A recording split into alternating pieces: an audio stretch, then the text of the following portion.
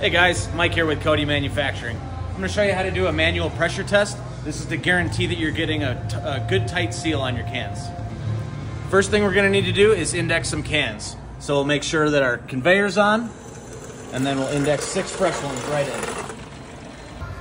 Next, we're going to make sure that we've got adequate pressure on the tank. So I'm just going to go ahead and throw 30 PSI on here.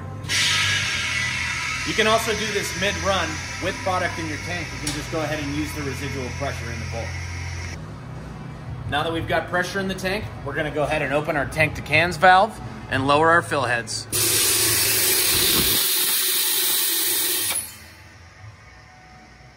We can go ahead and close off our gas, and we can also reference our individual fill valves to make sure that we've got adequate pressure holding. Money shot. If you ever experience hissing, there's a good chance you may need to make an adjustment on your limiting nut. Fixed it. Catch you guys next time.